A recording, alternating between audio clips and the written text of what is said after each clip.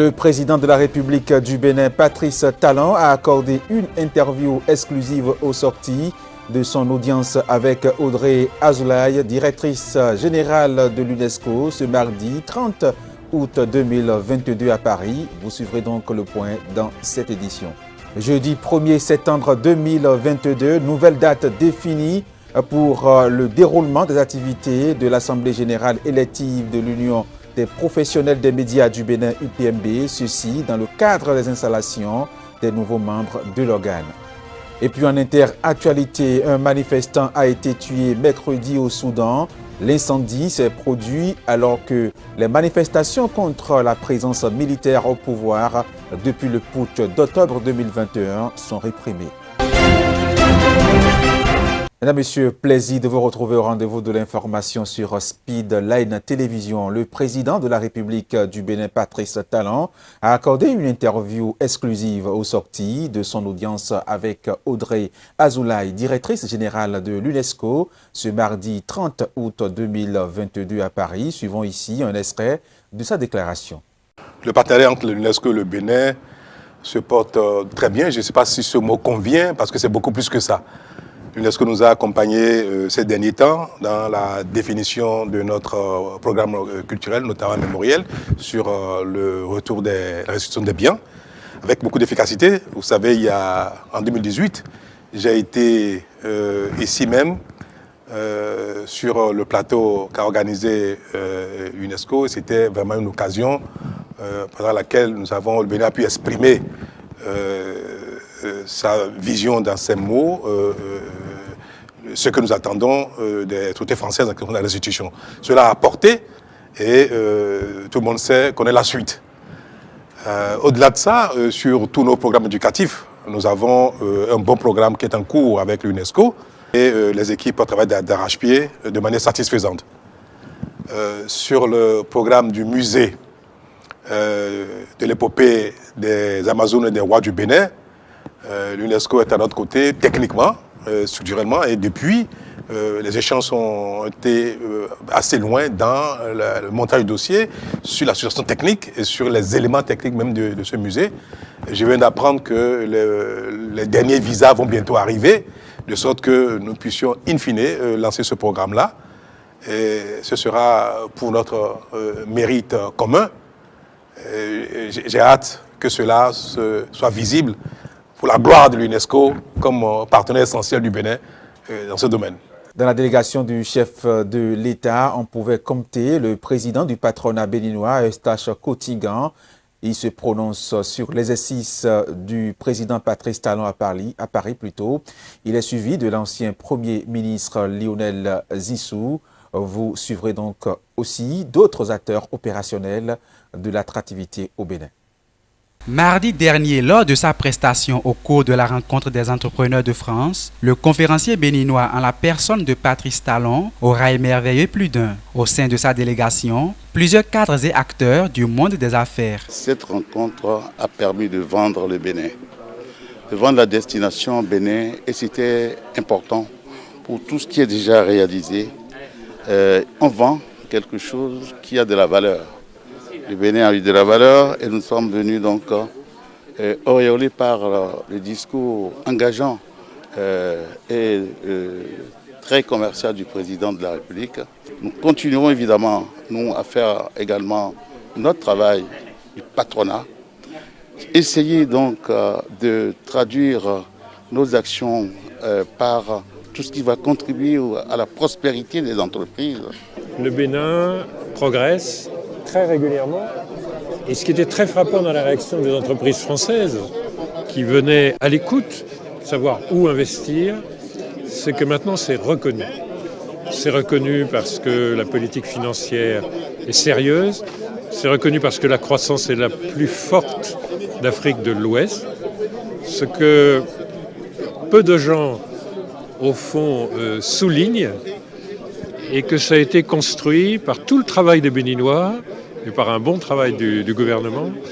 Et voilà, c'était bien de voir ce miroir dans lequel des entrepreneurs viennent par dizaines. Ces propos ne sont non plus différents de ceux émis par les patrons d'entreprises présents à la rencontre.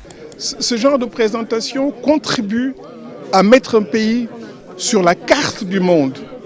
Et je pense qu'aujourd'hui, cette présentation, cette réunion met un peu plus encore le Bénin sur la carte du monde des affaires. Nous sommes contents du cadre qu'offre le Bénin au business aujourd'hui. Et je remercie le ministre aussi de son intervention et de toutes les garanties qu'il nous a données sur les investissements que nous pouvons faire localement. Bien qu'il s'adresse ici à un public d'entrepreneurs, il était assez cash, surtout quand il a parlé de la réforme concernant un peu les partenaires sociaux et comment tout ça a été désormais encadré au Bénin. Nous avons su nouer d'excellentes relations avec le MEDEF et au-delà du MEDEF, avec toutes les entreprises qui sont intéressées par un investissement dans notre pays, notamment au sein de la zone économique spéciale de Glodjigbe.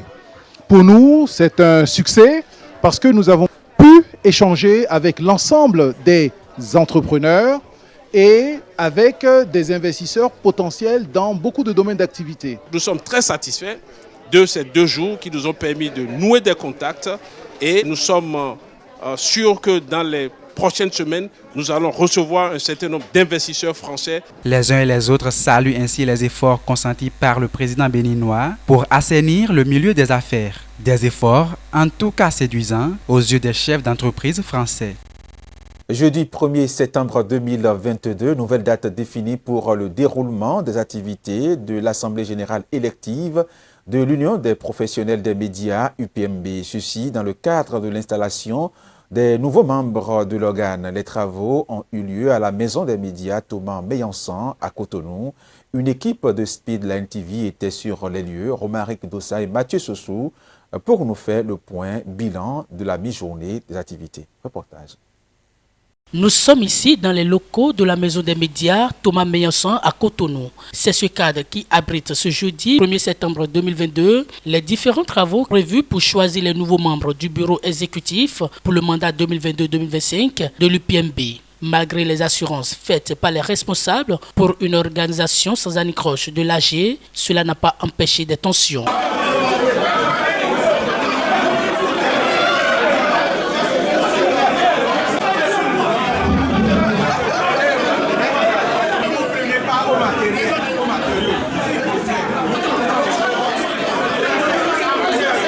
Des mécontentements qui se justifient. Il y a eu un mélange de rôles. Le président du comité d'organisation qui se prend pour la présidente qui se prend pour le président du comité d'organisation et inversion de rôle, c'est un cafouillage. C'est là où j'ai pris la parole et j'ai dit, on est passé de feu en feu, on a passé tous les feux rouges.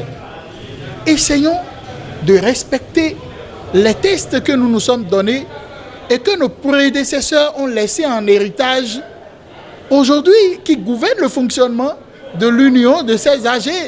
Visiblement, on n'est pas prêt pour organiser les élections, mais on est en train de forcer parce qu'on veut tenir dans le délai du 4 septembre, parce que passé le 4 septembre, le bureau sortant bascule dans le vide juridique. Et c'est ça qu'on veut sauver à tout prix. Et on force tête baissée. On veut passer tous les feux. Mais j'ai dit, restons collés au test. Mais on dit non, que c'est irrecevable. Donc on viole les tests. Après un quart d'heure de bruit dans la salle, la présidente sortante livre son discours d'ouverture. Si j'ai pu froisser ou déplaire à quelqu'un dans ce rôle, ce fut, et vous pouvez me croire, par maladresse. La tolérance étant la charité de l'intelligence, je sais que vous saurez pardonner. J'avoue cependant que durant ces 3 années, l'Union a toujours rencontré des difficultés, tant au niveau interne qu'externe. Sur le plan interne, des soucis de trésorerie, la non-disponibilité des membres sont quelques éléments qui n'ont pas toujours facilité la bonne marche de nos activités. Elle se retire ensuite pour redéfinir avec tous les membres du bureau exécutif un nouveau chronogramme conformément au test régissant l'organisation, une exigence des délégués présents à l'AG. Et pour relever au mieux ces défis auxquels fait face l'Union des professionnels des médias du Bénin, des congressistes font des propositions. Ce n'est pas aujourd'hui on serait à l'AG, même si on nous oppose que l'Assemblée générale a été reportée samedi dernier. L'AG devait être convoqué depuis 40 jours au moins ou depuis 35 jours au moins, mais ça n'a pas été fait. Et donc, ils ont choisi de marcher sur les tests. Mais que faire? Nous sommes aujourd'hui dans un vide. On s'achemine vers un vide aujourd'hui. On ne sait pas ce que ça va donner. Mais nous appelons juste leur attention à ce qu'on a suffisamment marché sur les tests. Il faut maintenant faire les choses selon les règles. Sinon, il ne sert à rien de dépenser l'argent que les journalistes ont cotisé de leur sueur et après on va remettre en cause, il faut revenir en AG. Aujourd'hui on parle d'assurance, de mutuelle de santé des professionnels des médias qui ne fonctionnent plus. Nous estimons que la mutuelle de santé c'est pour les étudiants. En tant que journaliste aujourd'hui, on doit aller à l'assurance maladie et c'est ce que nous voulons proposer. Nous voulons aussi mettre en place, donner la possibilité aux professionnels des médias d'avoir accès à des guichets qui sont jusque-là inconnus, auxquels, lorsqu'ils ont des projets de production et autres, qui puissent quand même avoir accédé à ces guichets où on va pouvoir lancer des concours, des appels à proposition de projets par exemple, qui permettent aux journalistes d'avoir un peu de moyens de produire. Nous voulons aussi vraiment remettre à jour le fichier des journalistes pour qu'on sache qui est journaliste, qui ne l'est pas. Nous voulons aussi travailler à ce que le FADEM du moins soit restauré, le Fonds d'appui au développement des médias, que ça soit restauré parce que la pagaille qui s'est passée où les gens qui sont au conseil d'administration se sont octroyés des salaires et ça a irrité les pouvoirs publics, c'est normal, on ne peut pas être conseil d'administration et salarié. Donc nous allons travailler à restaurer, à restaurer la confiance au niveau de l'État pour que les pouvoirs publics puissent nous refaire confiance et nous appuyer de davantage. Rappelons que les activités ont repris de plus belle après cette pause imprévue. Nous reviendrons dans nos prochaines éditions pour la suite des travaux de cette AG de l'Union des professionnels des médias du Bénin. Le professeur Wilfried Gangbo, au cabinet du ministre d'État ce lundi, l'académicien de renommée internationale a en effet reçu les félicitations du gouvernement de son pays, le Bénin bien sûr, après sa qualification pour intégrer l'Académie américaine des sciences et des arts. Il fait l'honneur au Bénin à travers donc le monde entier à la grande satisfaction d'enseignants et académiciens béninois. Voici donc le compte rendu. C'est un succès. C'est un succès puisque cet événement intervient à la préparation de nos rentrées académiques. Et la célébration de cet événement est déjà, je dirais, un catalyseur pour nos apprenants qui ne tardent pas à chercher les références dans leurs professeurs, dans les autorités. Donc ce que nous sommes en train de célébrer aujourd'hui est déjà une tâche importante pour motiver ces jeunes générations. On ne peut pas laisser passer cette occasion de vous exprimer notre amour pour cette discipline, mais aussi notre admiration à votre personne.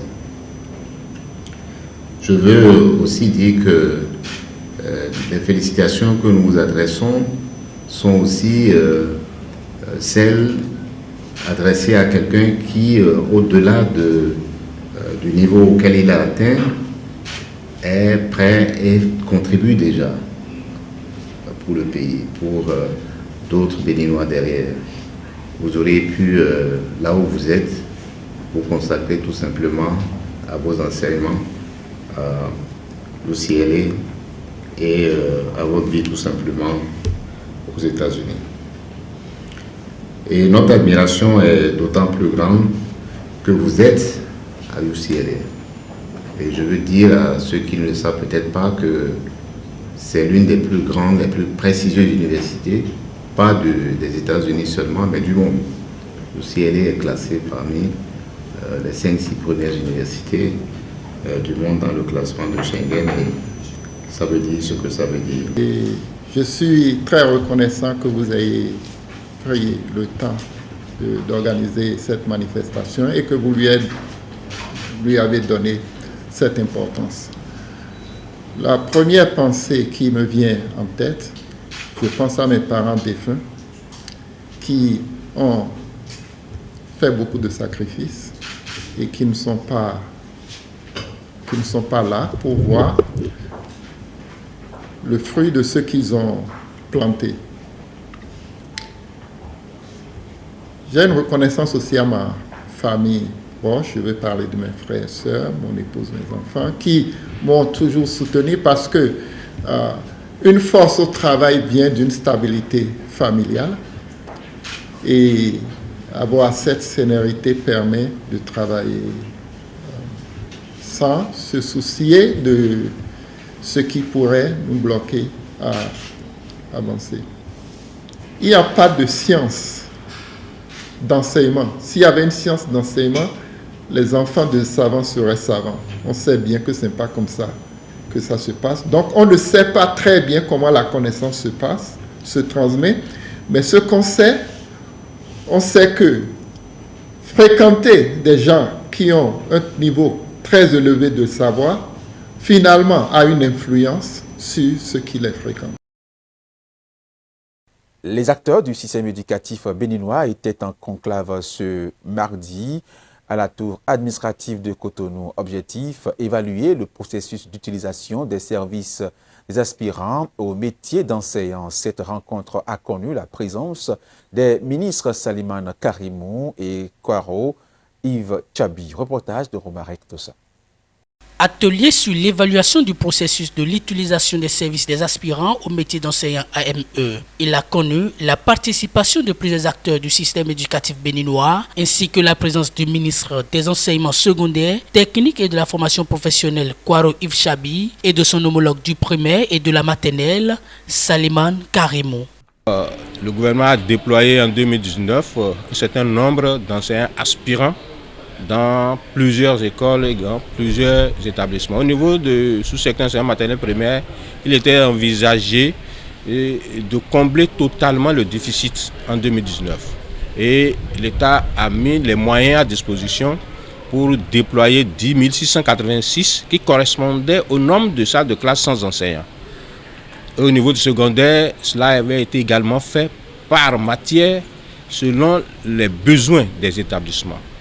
Mais au lendemain, on a constaté que tous ces enseignants n'avaient pas repris, notamment au niveau du sous-secteur enseignement maternel et primaire.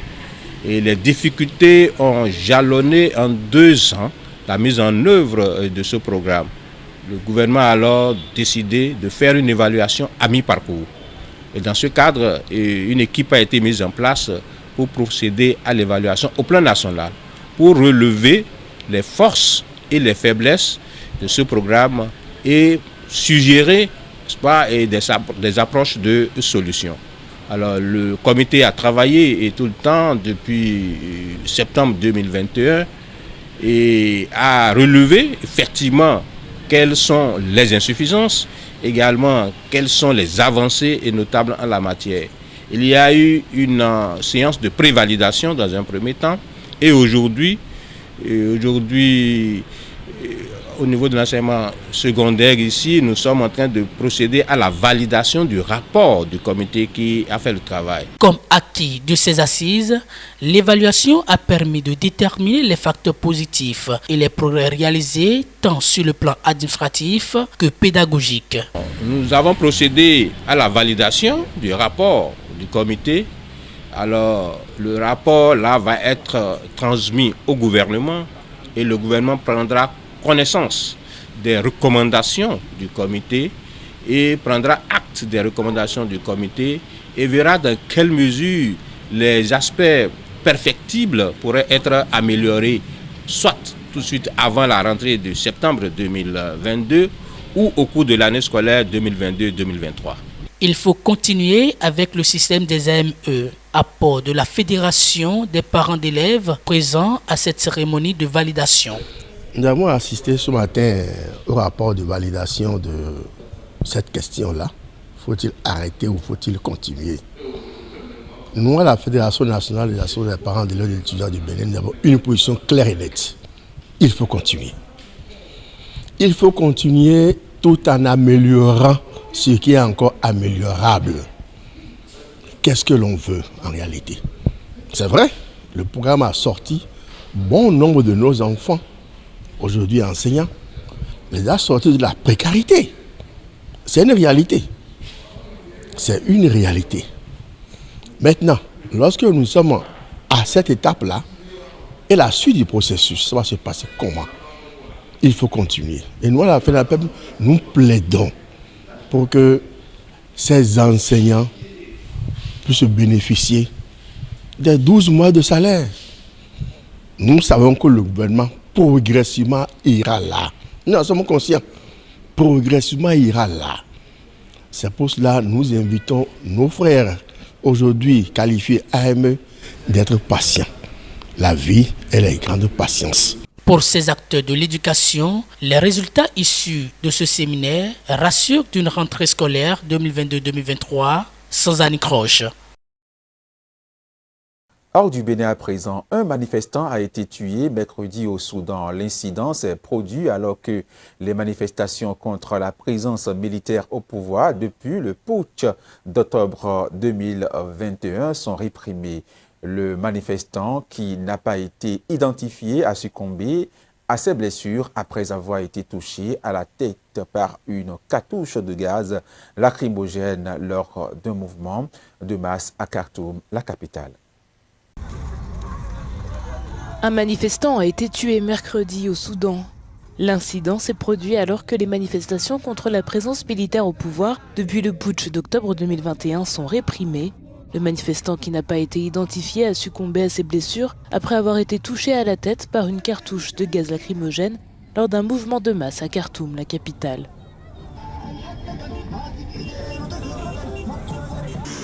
Nous protestons depuis le coup d'État de Bourhan en octobre dernier et nous continuerons avec détermination et persistance pour faire tomber le coup d'État. Malgré le fait que de nombreuses personnes ont été tuées et des millions ont été blessés, mais les manifestants insistent pour poursuivre la voie révolutionnaire. Selon le syndicat de médecins pro-démocratie, le manifestant a ensuite été renversé par un véhicule des forces de sécurité. Il a ajouté que ce dernier décès porte à 117 le bilan de la répression des manifestations anti-coup d'État qui dénoncent régulièrement le putsch mené par le chef de l'armée Abdel Fattah al-Burhan. Après ce coup de force, la communauté internationale a gelé son aide pourtant vitale. Le pays est plongé depuis dans la violence et une grave crise économique. Au Nigeria, la rivière de Maiduguri, dans le nord du pays, est à nouveau anormalement élevée. La faute aux fortes intempéries qui, depuis le début de la saison des pluies, ont causé d'importantes inondations. Plusieurs personnes sont mortes. Des dégâts matériels sont aussi considérables. Certains habitants ont tout perdu. Reportage. Cette rivière, située à Maiduguri, dans le nord du Nigeria, est à un niveau anormalement élevé. La faute aux fortes intempéries qui, depuis le début de la saison des pluies, ont causé d'importantes inondations. Plusieurs personnes sont mortes, les dégâts matériels sont aussi considérables. Certains habitants ont tout perdu. Je n'ai plus de maison, elle a été détruite par l'inondation.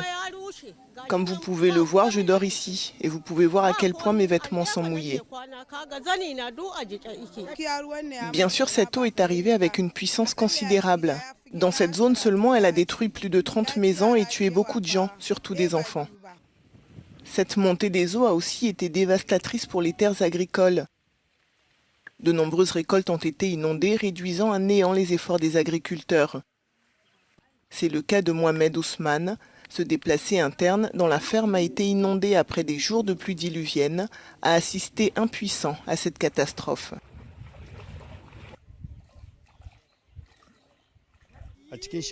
Ces 8 dernières années, nous n'avons pas cultivé la terre. Mais cette année, nous l'avons fait et nous avons été très malchanceux. Les inondations ont détruit nos fermes. Depuis le début de l'année, plus de 500 000 Nigérians ont été touchés par des inondations dans 23 des 36 États que compte le pays. Les autorités ont promis que les personnes affectées recevraient une aide. La Russie relance ses exercices militaires annuels avec la Chine malgré une forte armée affaiblie. La guerre en Ukraine n'a pas empêché donc le maintien des exercices stratégiques annuels de la Russie au risque d'être amoindri dans la nouvelle édition de Vostok. L'armée russe mènera des manœuvres militaires aux côtés de la Biélorussie, la Chine et l'Inde, entre autres pays. Reportage. La Russie lance ce jeudi une série de manœuvres militaires en collaboration avec la Chine dans l'extrême-orient russe. Cette démonstration de force devrait impliquer plus de 50 000 troupes, 140 avions et 60 navires de guerre. Une manière pour la Russie de démontrer que même après 6 mois de guerre en Ukraine, elle peut encore se permettre le luxe d'employer une partie de son armée dans des exercices. Sans aucun doute, le fait de mener des exercices alors que nous sommes en guerre montre que les dirigeants russes veulent prouver que tout va bien et se déroule comme prévu, que le pays et les forces armées disposent des ressources nécessaires pour gérer à la fois l'opération militaire spéciale et des exercices avec un contingent assez important. Ces exercices sont aussi un symbole du rapprochement stratégique entre Pékin et Moscou en opposition avec les États-Unis. La Chine avait notamment refusé de condamner son voisin pour l'invasion de l'Ukraine, tout comme la Russie avait soutenu Pékin au moment des récentes tensions autour de Taïwan. Les manœuvres militaires sont menées en collaboration avec la Chine, mais aussi d'anciennes nations soviétiques, ainsi que plusieurs pays asiatiques comme l'Inde ou le Laos. Sur la terre et sur la mer, les entraînements de Vostok 2022 se tiendront du 1er au 9 septembre. Et puis en Ukraine, des inspecteurs de l'Agence internationale pour l'énergie atomique sont arrivés ce jeudi 1er septembre 2022 à la centrale nucléaire de Zaporijia dans le nord de l'Ukraine pour une mission aussi risquée qu'attendue. Images et sons. La délégation de l'AIEA, l'Agence internationale de l'énergie atomique, est arrivée à la centrale nucléaire de Zaporijia, rapportent ce jeudi les agences de presse russes. La délégation de 14 personnes était partie la veille de la capitale ukrainienne pour une mission à haut risque dans un secteur frappé par des bombardements dont Moscou et Kiev se rejettent la responsabilité. En dépit des dangers, l'AIEA souhaite établir une présence permanente dans la centrale pour éviter une catastrophe nucléaire. Nous avons une mission très importante à accomplir. Comme vous le savez, nous allons commencer immédiatement une évaluation de la situation en matière de sécurité et de sûreté dans la centrale. Nous allons assurer la liaison et consulter le personnel de l'installation.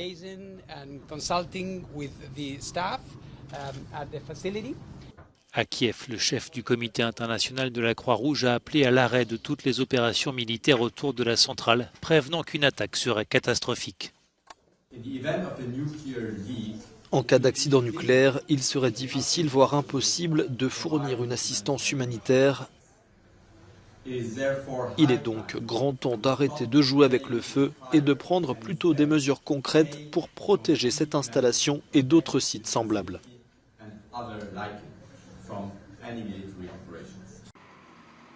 Ce jeudi, Kiev a accusé la Russie d'effectuer des frappes d'artillerie sur la ville où se trouve la centrale de Zaporijia, tandis que l'armée russe, de son côté, a accusé des troupes ukrainiennes d'avoir envoyé 2 groupes de saboteurs et d'avoir tiré sur le point de rendez-vous de la mission de l'AIEA.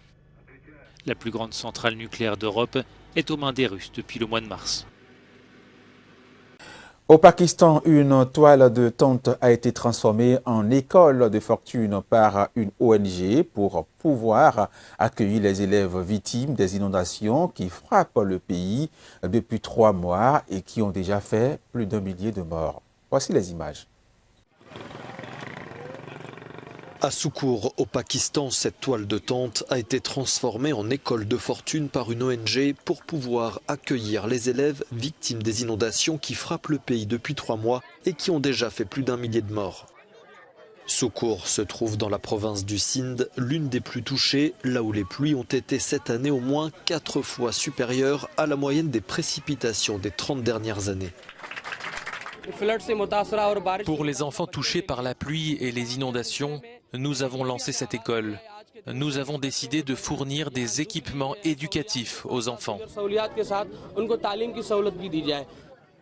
Les élèves de cette école ont notamment reçu des fournitures scolaires et de la nourriture. Le Pakistan, qui a déjà été confronté cette année à une vague de chaleur qui a parfois dépassé les 50 degrés, impute ces inondations au changement climatique. Selon l'ONG Germanwatch, le Pakistan figure en 8e position des pays les plus menacés par les phénomènes météorologiques extrêmes. C'est terminé pour cette édition sur Speedline Télévision, mesdames et messieurs. Merci de l'avoir suivi. Restez-nous fidèles et retrouvez-nous sur nos différentes plateformes, Facebook, YouTube également, sur le www.speedlinetvbenin.com. Portez-vous bien, prenez soin de vous, des autres également, et que Dieu nous garde.